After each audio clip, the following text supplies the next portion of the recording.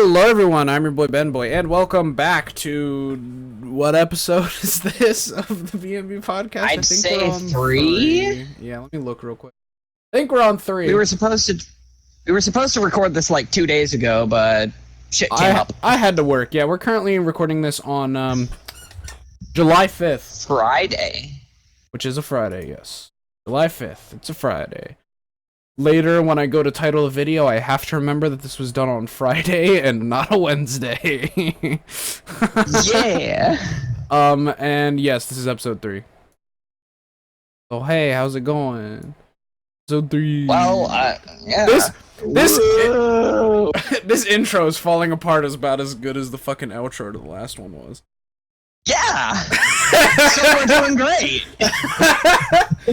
Alright, so as always, I'm joined by Brett. I'm not sure if I already said that. No, you didn't. Alright, well, I'm joined by Brett. Great. Now I feel like I'm actually supposed to be talking.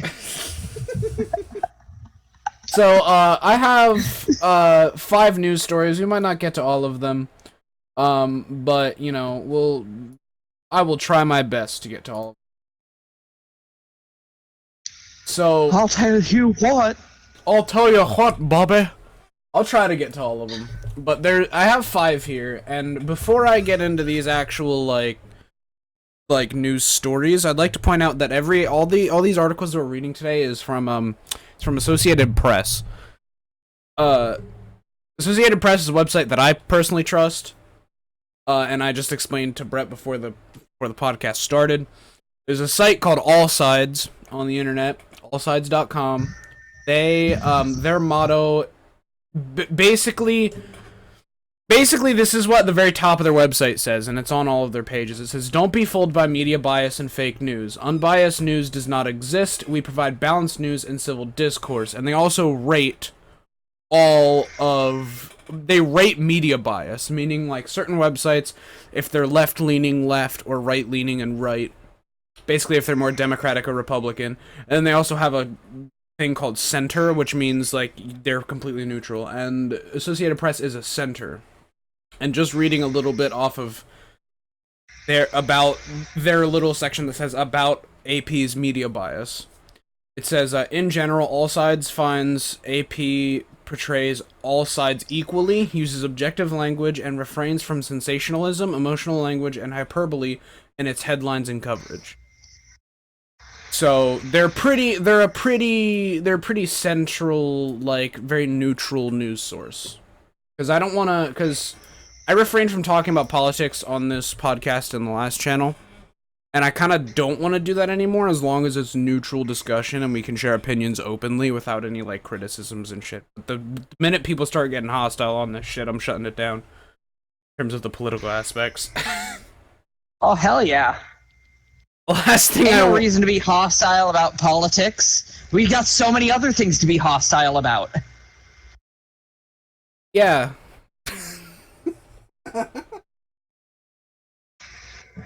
Anyway. So are you ready, Brett, for the first topic? Hell yeah. So we're starting off with something kind of funny. Oh boy, here we go. This was written by Calvin Woodward about 2 hours ago. It's oh no.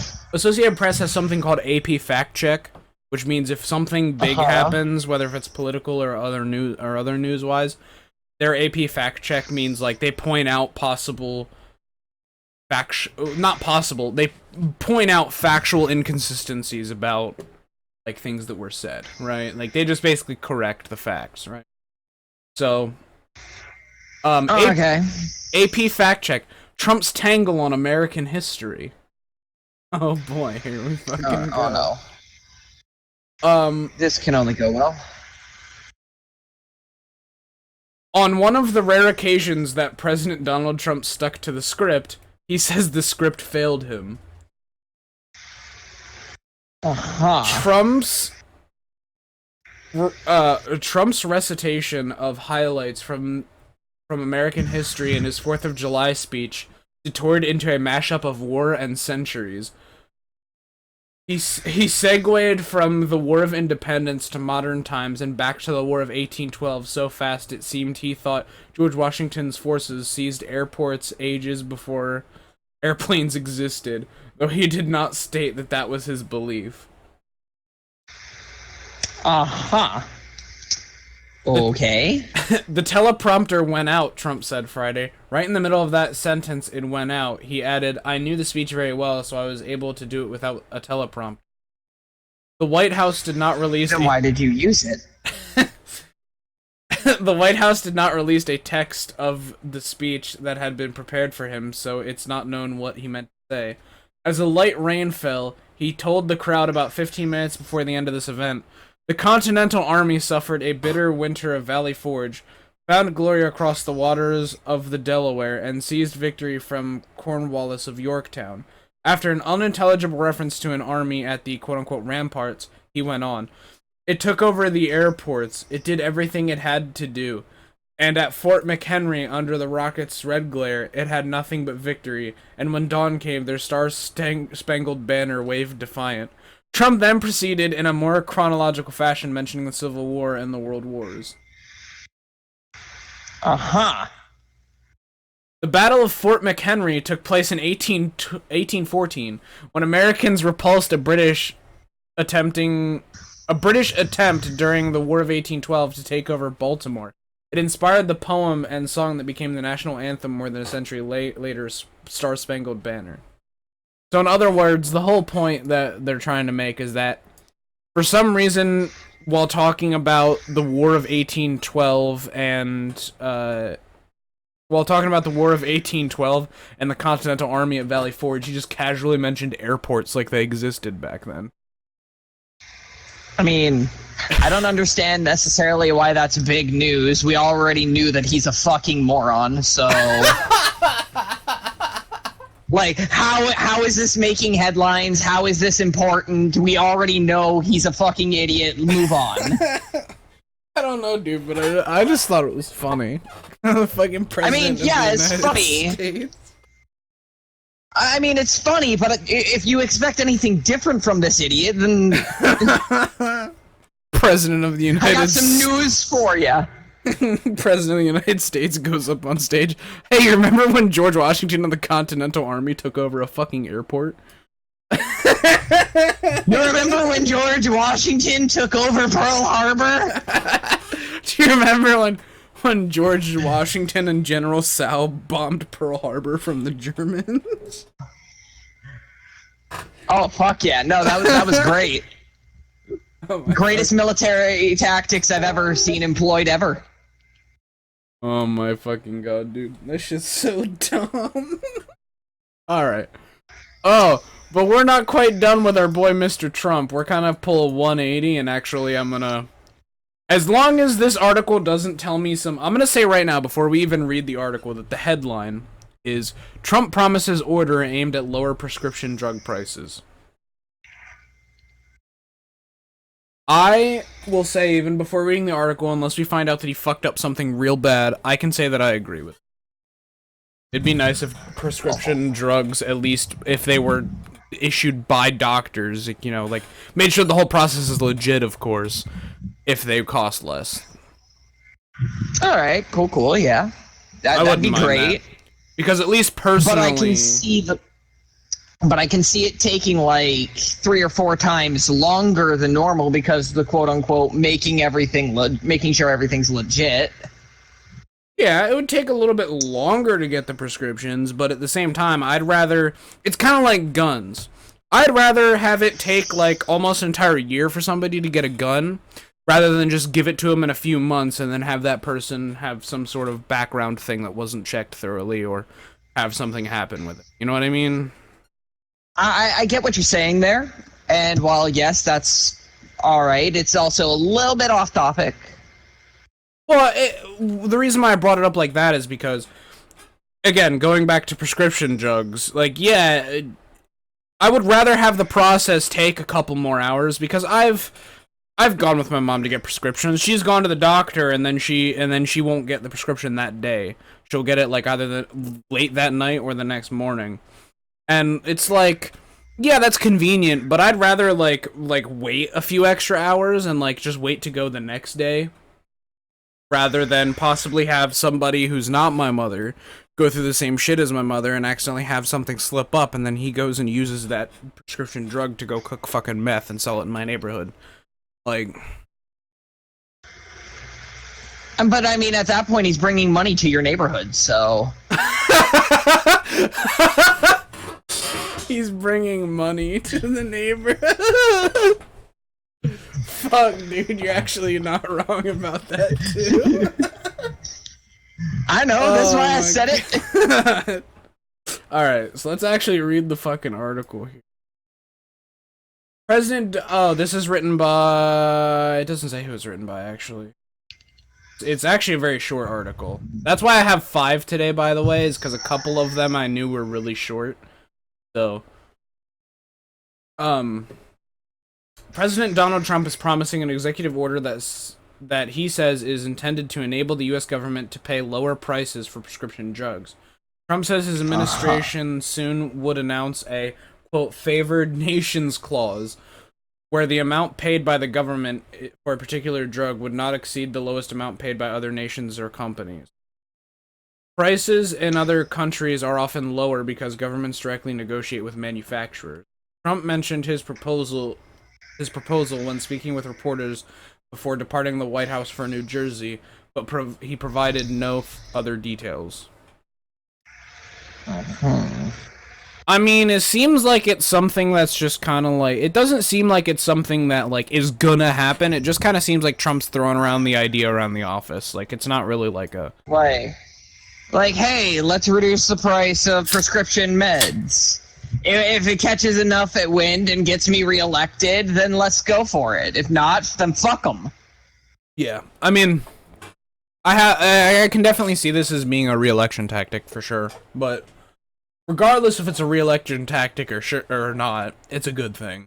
It'd be nice. Yeah, like that's the thing about me personally in politics. It's like I can see when stuff is a re-election tactic. But regardless, it's still something that really should happen. And it's kind of like for example, in 2016 when this whole Hillary versus Trump thing happened, right? I was like, whenever I voted, I was like, I'm going to pick whichever one was the lesser of two evils. There wasn't one in that case, but I know, which is why I actually ended up not voting. Like, I went to the polling place, and I was like, and like, last minute, I was like, actually, you know what, I'm just not gonna go in, you guys can go in, and my parents were like, why? And I'm just like, I just don't feel like voting this year, dude. I wouldn't feel great in putting my ballot in one or the other, and they're like, fine, whatever, because they actually like Trump, which I don't mind, it's whatever, if you like Trump or Hillary, it doesn't matter. To me, personally, just, I'm not a huge fan of him, or Hillary, so I just was kind of like, fuck it, I'm just not gonna vote, because I should have been one of the 11,000 people in the country that voted for Harambe. Yeah, I mean, I can see it. I should have, dude. But now that you when you come into a possibility of somebody being reelected, because last year, like 2016, there was no possibility of Obama being reelected because he already served his 2 terms. Right. So it was kind of like all new people. And now when you're faced with a re-election situation, now it's not a pick the lesser of 2 evils, it's pick the greater of 2 goods. Do you want do you want the current president to be reinstated so he can follow through with this, probably not follow through with this shit that he started spouting at the end of his presidency? Or do you want to pick somebody new, and he or she may fucking actually make promises and hold them through their presidency? You know, it's kind of like, And like, you have to analyze... Because like, neither one of them actually seems all that likely. Yeah, it's kind of like, you just gotta have to pick, like, who do you think would actually do what they're saying, and, like, out of what they're saying is... Which thing that people are saying do you think is more worth, you know, like... Like, I'm not gonna lie to you. If this is the only thing that Trump says, like these fucking prescription drugs, if he's just like, oh yeah, we'll He lower got- prices if you reelect me. It's like, no, that's not enough. You gotta do a lot more shit than that, buddy. You're the fucking president. Like, yeah, you have, you know, fucking the Senate and Congress and everyone else that you have to go through, but ultimately you're the president. You have power. You gotta at least put some things in motion. Like, which I'm not saying he hasn't, but just when you're the president, you gotta move a lot of things, and I feel like having him as a president is good for business, the business side of presidency, but he's literally neglecting, like, pretty much everything else because he is a businessman. I don't know. It's just... I mean, personally, I don't think he knows how to throw the weight of the presidency around properly. Yeah, that's what I'm saying. Like, well, I mean, there's a way of doing things that makes that when you're the president, when you do things properly, regardless of which ones, regardless of who it is, congressmen in general tend to back down.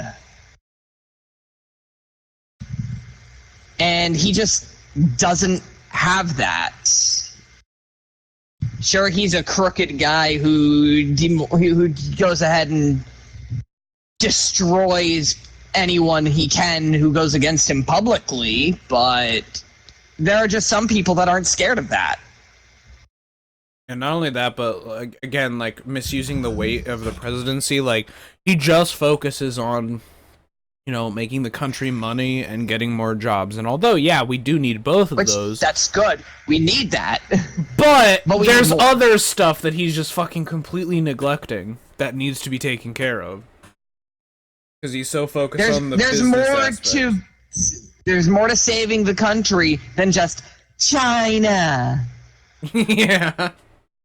I kind of felt the same way with Obama for a while, too. Because he seemed to be more focused on, like, healthcare, and then was it Syria? I don't remember what conflict we were in at the time, like what country he was focused on, but he was really focused on foreign relations and healthcare. And it's like, yeah, those two things are great, but we need other shit done too. Like, fuck. So at the moment, from what I've been seeing, is we've just been getting a shit ton of half-assed presidents who are only focusing on one thing, and they're not even getting that one thing done. Pretty much. And something, I will give Trump credit where credit is due. One of the things he said as a candidate was that he was going to make more jobs, and he has done that. But everything else that he has said, he has not done yet. Right. But anywho, if you're ready to move on from politics, I have dead people to talk about now. Yay! Yay, dead people. Well, okay, one is a murderer. Hurrah! One is a murderer that creates dead people, and then another one is a murder mystery. Yay! Ooh, murder mystery. So here's the thing that it was published 59 minutes ago. It doesn't say who wrote the article. When the articles are really new like this on this website, they tend to not have the person who wrote it up right away. But this was written 59 minutes ago. It was in Petersburg, Virginia. Yeah? Yeah. A 20-year-old Virginia man walked into a plasma donation center Uh-huh. during the 4th of July community cookout, asked to use the restroom, then began randomly stabbing people with a long knife as customers and staff members ran for cover, authorities said Friday. That sounds about right. Jairik Shannon had donated plasma at Octapharma Plasma in Petersburg at least once before, and the authorities do not know why he attacked people at the center on Thursday, said Commonwealth's attorney Cheryl Wilson. 3 people were hurt and remained hospitalized Friday. Quote, "There's no information that he had any grudge against anyone, and at this point we don't have a motive," Wilson said. According A recording released by Broadcastify.com captures the chaos after the attack begun. The suspect possibly has a machete. Units use caution, the dispatcher can be heard saying on the recording. A first responder can be heard saying that one of the victims lost a finger. Police said the attack took place as patrons were inside donating blood. Wilson said the center was also hosting a, quote, customer appreciation cookout outside to thank the residents for donating plasma. The business sits in a commercial district near a bank and restaurants on the south side of the city, about 25 miles south of Richmond. For those of you in the UK and other places of the world, that's 40 kilometers, by the way, they have in parentheses. Irene Banks told WWBT-TV, I'm assuming that's a local news station to them, that police praised her daughter, the manager there, as a quote-unquote hero for stopping the attacker before officers arrested him. She took the man down, they said my daughter did, Banks told the television station. Wilson said that the police arrived, Shannon was outside waiting for them. Quote, they did not have any issues with the arrest, he was compliant at that point. Shannon has been charged with 3 counts of malicious wounding and is being held at the Riverside Regional Jail. He is scheduled to be arraigned Monday in Petersburg General District Court. A spokesman for the hospital said that they received 3 patients after the attack on Friday morning. One male was in critical condition and had been transferred elsewhere. A female was in fair condition. Another female was in good condition. So, there you go. A man, I mean, that's some Michael Myers shit. Dude came in with a fucking machete and just started chopping people for no reason. Like, there is no motive. He just came in there and just started slicing and dicing. I mean, yeah. But, like, I get really into trying to figure out why people do this, but it's this kind of shit. But it's like, as you said, no motive, no reason. Yeah, maybe exactly. He was just a dick. I don't know, but I understand what you mean. Like, back when the fucking, I told you this before, but I'm also saying this not only to say it to you just in case if I didn't tell you, but also for the audience. Back when the New Zealand mosque shooting happened, I was either lucky or unlucky enough, depending on how you view it, to have somebody on Twitter DMs send me, I think it was 7 2-minute and 20-second clips taken from his body cam live stream. They basically took the whole live stream and chopped it up into 2-minute long clips. It was crazy. I watched all of them. It was crazy, and I watched them because I was fascinated by his mindset when he did it. Because he never once thought, like, this monster never once thought of these people as people. He was even, like, talking to himself as he's walking around shooting people, and for example, he was, like, standing in the center of the mosque, and a dude was, like, running to leave. And you just hear him, I think, very lowly say, like, up target behind, and he turns around and shoots him, and it's like, Jesus Christ, dude, like, you're treating this like you're fucking SEAL Team 6 taking down ISIS or some shit. Like, what is wrong with you? These are just people. Well, I mean, realistically, he probably thought that he was taking down ISIS. Well, okay, yeah, and something, and I will say, though, something that isn't entirely wrong in terms, I'm not saying that anything that the shooter did was correct, I'm not saying that. What I'm saying is that mosque also was rumored to have ties to ISIS, actually. But it was only rumors, and nobody could actually prove anything. And, you know, I'm assuming this rule I'll show them all. Apparently this rumor, and again, this rumor is just a rumor. There's no evidence, and I'm assuming that New Zealand has the same structure that we do as innocent until proven guilty. I'm assuming that's how New Zealand runs things. I'm assuming that's how most of the world does this. I would hope so. Yeah, you're innocent until proven guilty. So in other words, unless New Zealand authorities and shit had proof, they didn't, you know. There's no point in suspecting them of doing ISIS shit if there's no actual imperial evidence that they did.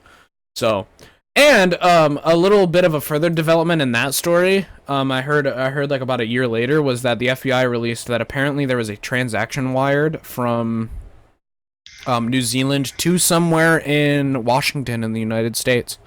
It was a donation to a Washington State hate group before the shooter did it. Huh. I don't remember where I read that, so don't take that as 100% fact, but I remember it was talked about by a few coworkers of mine, and I think I saw a headline about it one time. So it was very interesting. I think it was on Twitter or something, but yeah, but like this guy has no motive. He just went in with the headline says knife, but I think later on they say it's a machete. This man just went. The suspect possibly has a machete. Okay, went in with a blade. Went in with a blade, yeah. Fucking speed of sound Sonic to that bitch. Yeah, okay. Trying to. Okay. I also find it funny that the fucking manager was the one that stopped her. Or stopped him. Oh? Yeah, she took the man down, they said my daughter did, Banks told the television station. Irene Banks' daughter. She was a manager there. Dude, fucking Irene Banks' daughter is the ultimate Karen, please. Can I talk to your manager? She's the ultimate Karen, dude. She just fucking took him down. That's crazy, and I found this article specifically interesting because this reminded me a lot of Michael Myers. I know for obvious reasons, like, oh, he just attacked with a knife, ha ha ha, but like more specifically, Michael Myers was really scary back in the day when the reason for his killing was just because he's evil. There's no reason other than just because he wants to kill. People who are like that are scarier to me than people that have legitimate motives, because if you have a motive and a reason behind doing something, there is a possibility that you can be either talked or forced out of it. But if you do I have a favorite quote. Go for it. Men who kill without reason cannot be reasoned with. Exactly. If you just kill because you want to kill, you're scarier than somebody who has a motive to kill, because you're just doing it for fun. There's nothing stopping you. You can't talk them out of it. You can't, like, if Michael Myers is hovering over you with a knife, and you say, no, please don't kill me, out of this. He's gonna kill you anyway. Whereas, like, realistically, you could even realistically talk Jason out of killing you. Yeah. If you use the right reasoning. Yeah. Just I'll help you find the people you're actually after. Your mother would be proud of you for working with me. Yeah, like, hey, I know that you blame, what was his name? What was the dude's name? What, fucking Tommy? Yeah, like, I know you want to kill Tommy. Like, I could fucking find him and bring him here and be like, yo, dude, Jason wants to negotiate, and then just stab him, like... Jason wants to negotiate. Yeah, dude, I mean, fuck it, I can help you. You say that shit to Michael Myers, you could be like, hey man, sorry about you murdering your sister, and like, he'll just kind of stop for a second and then just be like, yeah, because I fucking loved it, and then just stabs you. No. Like, realistically, it would probably be something along the lines of, how the fuck did you know about that? Oh well, gotta kill him. Yeah, like, he has no... There's only one time where Michael never, like, killed somebody, and I think that was still back when he was, like, didn't have a motive, was that one dude. I'll always remember in the one movie when, I don't remember the name of the movie, but it was that one movie when what's-her-name was in a insane asylum, and, like, he actually kills her in that movie. And he's like Michael's like walking past a room, and the dude the dude in the room is like crazy, and he freezes and looks at Michael and he goes, "Oh my god, you're Michael Myers! I'm your biggest fan!" And he's like really into Michael. Yeah. And Michael just kind of looks at him. Didn't he kill that guy? I don't think he killed him. Maybe he did.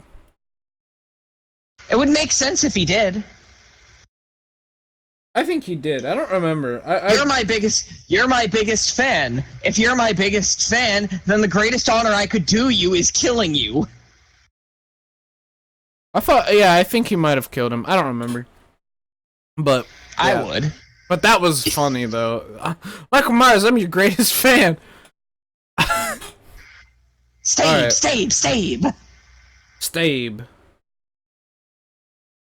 So, this is a really, really short article that came out yesterday. Really short.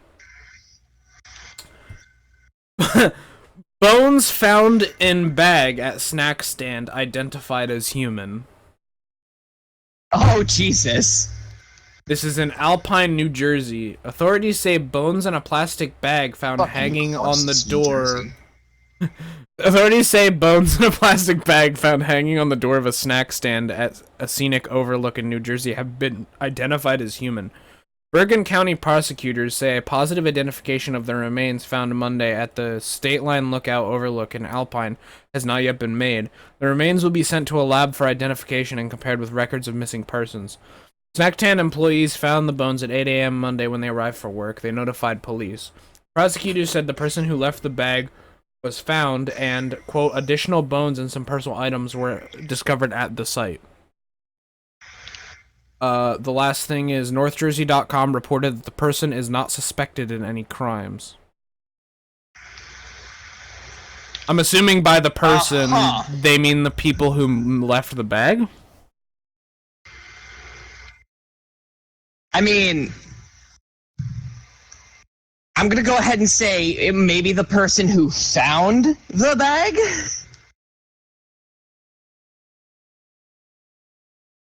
Yeah, I mean, I'm assuming that's what they meant, because it wouldn't make sense if the dude who put the bag there wasn't suspected. But it's just like, so they found human bones in a bag. In a bag at a snack stand in New Jersey yesterday. Yes. Okay. What the fuck? Yeah, right? Well, not only is it really random, but it's like a murder mystery thing. Like, I kind of want to, like, see how that turns out. Could we have a new fucking New Jersey modern day fucking Zodiac killer? Who knows?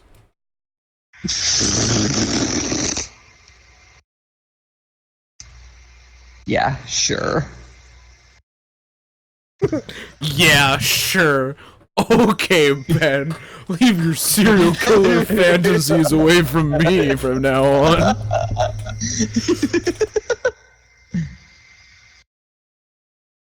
Alright. Well, the next topic, because that one was, like, you know, really short. There's not much to say on it. It's just kind of random. Right, like... I thought it was interesting because... We'll get back to you later on it. Yeah, if anything develops, we'll let you know. The last one... I included this one because after two about politics, and politics are really exhausting, and two about death and murder, I figured let's end on a good note. It's still about death and murder, but it's about good coming out of death and murder, if that makes sense. Death and murder is not good, but... I completely understand where you're coming from. Yeah. So... this was on the 3rd, so that was, Wednesday. It was on Wednesday. This was made on Wednesday, and the article is by Jill Lawless. 3D printing recreates ancient sculpture destroyed by ISIS. So, I mean, that's cool. Yeah, so apparently this article is out of London. A figure of a roaring lion about the size of a loaf of bread is the latest step in the fight to preserve culture from conflict. The sculpture is a replica of a 3,000-year-old statue from the Temple of Ishtar in Nimrud, in what's now Iraq. The stone statue was one of many artifacts in the Mosul Museum destroyed by the Islamic State group after it overran the city in 2014. The replica Lion of Mosul, which can be viewed online, was modeled from crowdsourced photos taken by the Mosul Museum visitors in happier times and 3D printed as part of Google's Digital Arts and Culture project. It's going on display at London's Imperial War Museum in an exhibit that looks at how war devastates societies' cultural fabric, and at the ingenious and often heroic steps taken to preserve it. Chance, I'm gonna attempt this fucking last name. Chance Kogener. It's like cough. It's like the word cough, but with an ENOUR at the end. So Kogener, a digital Koffner. Oh, hey! I even said that it's like cough. That is probably correct. Either that or it's really like British and it's like Kogener. But anyway. This guy's gonna flag the video. Jesus.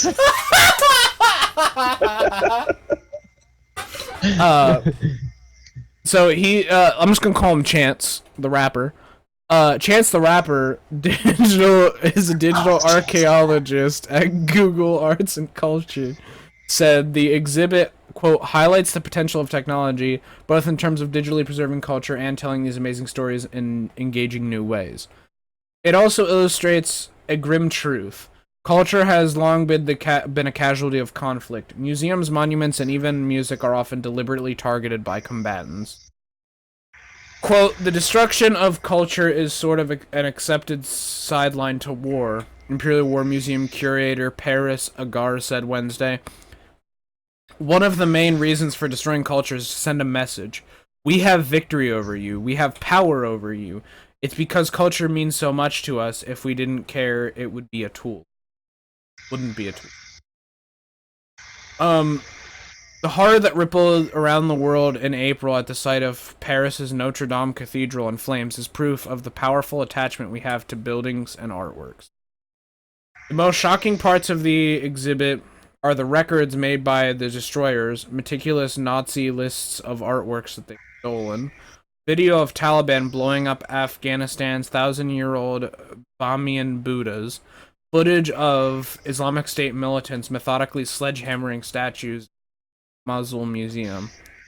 The show covers a century of destruction, from the German Army's World War I destruction of the University and Liberty of Louvain, Belgium, to the shelling of the National and University Library in Sarajevo during the Bosnian War in 1992.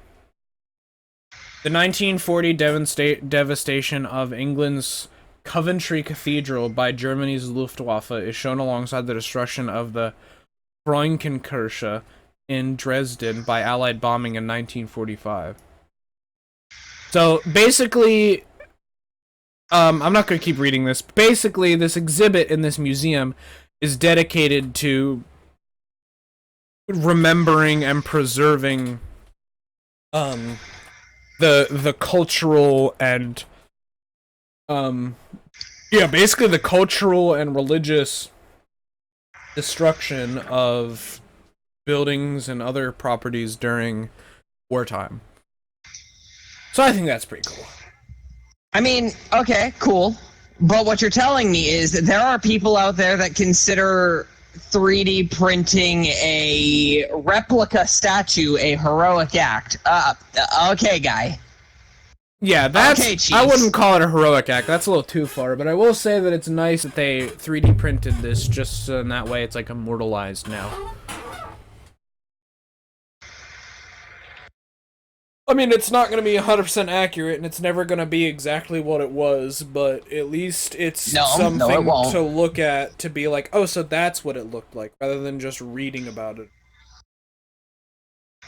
Or looking at a single picture. Yeah. But it's just like... I don't know. It just... I mean, it's cool and all, but you can tell it's one of those things that somebody was hungry for fucking anything and he just wanted to get paid. Yeah, I can see where you're coming from that. Somebody just wanted a bunch of fucking good karma, so like, let's make a museum dedicated to destroy cultural shit from war.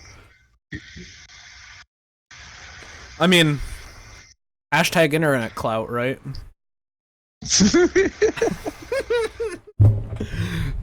No, but I do think this is a good thing. I praise the person who made this museum, like, in terms of their thoughtfulness, regardless of their motives for creating it. I want the good boy points. Even if it was literally just for good karma. You know what? At least you used all that money to make a museum for good. And though, I mean, I can't argue with your good karma, dude. You do something good, you get good karma. Whether if it was to get the good karma or whether if it was for a legitimately, like, good reason. I mean, either way. Personally, I believe that doing a good thing just for good karma negates that because it's for selfish means. Yeah, that makes sense. I could say I could agree. No longer wholesome!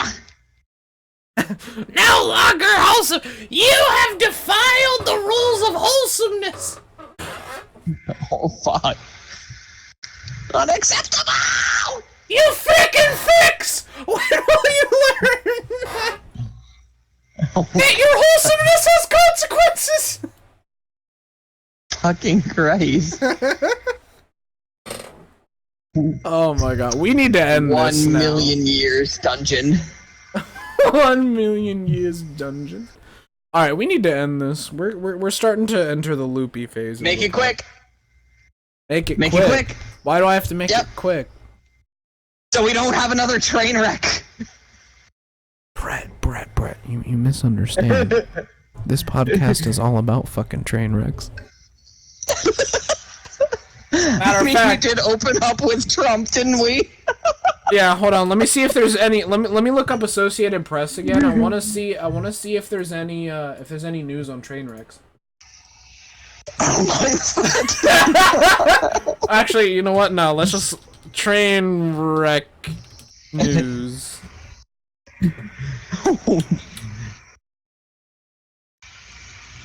There's a streamer called Trainwrecks TV? What the fuck? We must find this man. That's amazing. Oh, nope, he's hosting. Hosting desk. Hey, how many followers does this dude have? This dude has 300,000 followers on Twitch. Holy shit, he's verified too and everything. Fuck, dude. God damn. Alright. Well, shit. Anyway, that has been the BnB Podcast. Thank you all so much for watching. We're running on the, we're about to run the 43-minute mark. So. Alright, it's a decent timeline. Yeah. But, I swear to God, this will be the last time I repeat this. Thank you all for watching the BnB Podcast. I have been your co-host, Ben. And I have been your other co-host, Brett. And we will see you next week for the next episode. Thank you for watching the BnB Podcast. Yeah. If you want to leave like your 2 cents or to suggest a topic for us to talk about next week, or if you just want to interact with the next podcast episode at all, use hashtag BnB Ben and Brett on Twitter, and I will look it up and see. I'm not going to look it up this episode, even though I made the announcement last episode. I'm not going to look it up this episode because it is new. It was just announced last episode. So I'm going to give it like an episode. I'm going to give it like an episode or...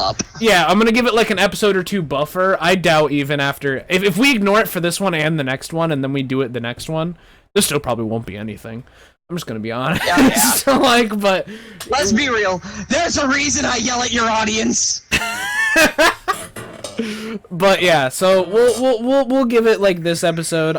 If I remember to check it next time, then we'll give it next time. If I don't remember to check it next time, then I won't worry about it. But the one after that, I will for sure. So episode what? This was episode 3. So episode 5. I will 100% check it. But for episode 4, it doesn't really matter. If I remember, I'll get it. But thank you for watching. I'll see you all in the next activity. Bye-bye.